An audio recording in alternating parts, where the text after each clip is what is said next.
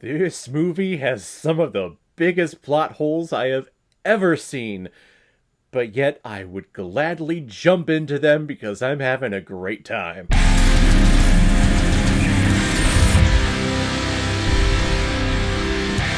Timecop! See what I did there? Released in 1994 and is directed by Peter Hyams, who's also behind such films like Capricorn 1, Outland, 2010 The Year We Make Contact, Sudden Death, and End of Days. And this movie is starring no one else other than Jean-Claude Van Damme, Mia Sara, and doing his best impersonation of Al Pacino, Ron Silver. Hooah! She had a big ass! And the reason why we're talking about Timecop today is because it was a PayPal recommendation and donation from a big-time contributor and supporter of this channel, Jeff Fry. Thank you very much for this recommendation. A movie that I've always heard about, and Jean-Claude Van Damme, one of these action stars that I should have grown up with. Like, he was in the zeitgeist. I was aware of him, but I never really watched a lot of his films. And I know in the bundle that you sent me recently, you have a lot of Jean-Claude Van Damme in there. So I'm definitely excited to check out a big chunk of his filmography, thanks to you. This one being one of them, and it's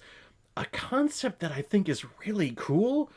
But there are, like I said in the intro, there are plot holes in here that make no sense. No sense.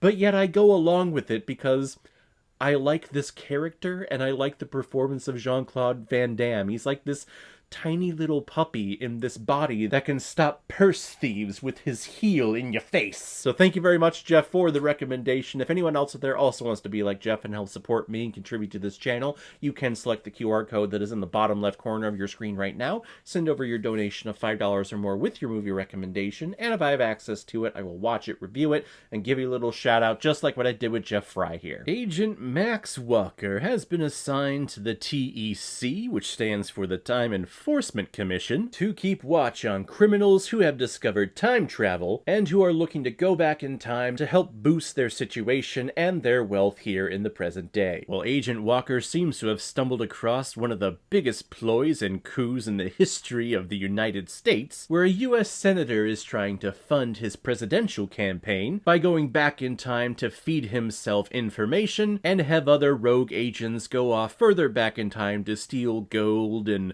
trade stocks or what have you. So now it's up to Walker to put an end to this senator who's trying to get one leg up on the competition, and to also avenge his wife who died before he took this position. Yeah, it seems to be the thing that happened a lot in the 90s when we have a beatnik cop or a rogue cop or something. They have to be so heartless and so cold and such a loner, because the love of their life, the person that gave them kindness and softness and gentleness in their world, well, they were taken from them. Whether it was by disease or by a villain, probably most likely a villain. He must vow vengeance. And I like how Jean-Claude Van Damme deals with that and handles that and portrays that in this movie. He is very gentle. He's not one of these roughnecking, like Arnold Schwarzenegger or Sly Stallone in the 80s type people where he's just bulked and jacked as all hell. I mean, he's super cut in this movie, let's be honest. But he's very level-headed. He's always thinking about truth, justice, and the American way. But if he has the opportunity to show off his gymnastic skills and his flexibility, oh yes, he will take that opportunity. Oh, you were about to electrify that water that's coming towards me and you at the same time? Yes, I could just simply jump out of the way or jump onto a counter or a chair, but I choose to do the splits while I land on it just so I look cool. Could I stop that man who stole that old person's purse with my hands or clothesline him? Yes, but here, let me put my leg up in the air and put my heel in his face and have him read the bottom of my shoe so that he gets intimidated and gives the purse back and carries along his way. They establish Walker as being this really cool person, this dark, troubled, tortured soul, but he is a nice, gentle person, and I really like him. But then we get into the Time Enforcement Commission, and it's very difficult with these films and stories that are based on time and time travel and timelines, because you have to turn your brain off for it. And I keep trying to tell myself, hey, turn your brain off, because if you think and you think and you think further and further into the concept of time travel, you are going to go crazy and you're not going to enjoy the movie. But in this film, there are things that happen in regards to the time traveling stuff that just makes no sense, and you can't get around it. Not like conceptual ideas of like, how can you be back in the past if you are from the present? Not stuff like that. I'm talking about, in order for them to go back in time, they have to get into this little like jet thing that's on this track, and they have to go at this wall with a certain amount of power in order for them to go into the wormhole and go back in time. But then when they go back in time, the ship thing that they're in, and they never leave, is just gone, and they land wherever they're landing in the past. But then when they come back to the present time, they're back in the jet thing. What happens to the jet thing? Is it just out there in space until someone presses a button? This makes no sense to me. But I think the thing that was bothering me the most is that this person comes into the White House and he's talking to the board, he's talking to the president, and all these senators on this committee about how someone has developed time travel. And we know this because someone was paying for things in Russia and they use gold bullion that was dated 1863 or whatever. And I'm thinking, okay, that's your proof?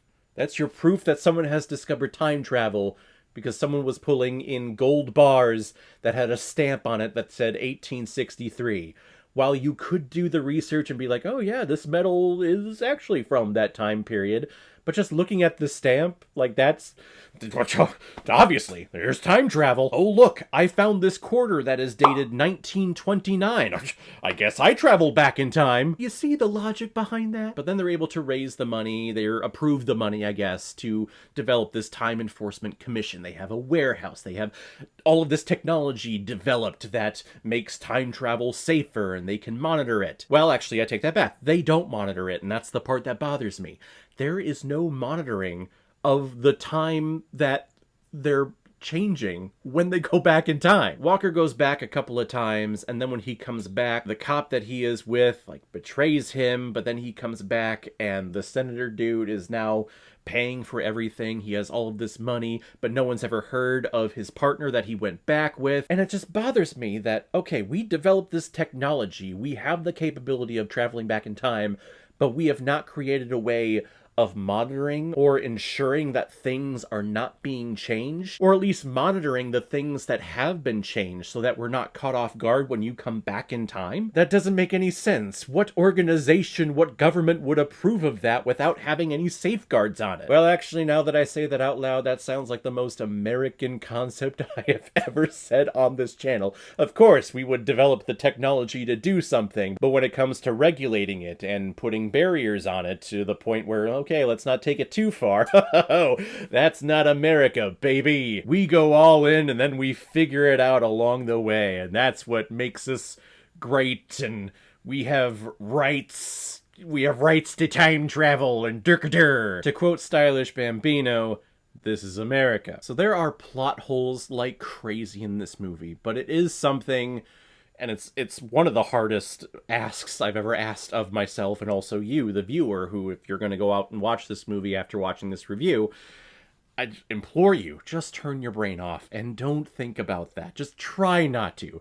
Even though the holes are so big in this movie, you have to not focus on it, or else you're not going to have a good time. Just focus on Ron Silver doing his best Al Pacino impersonation.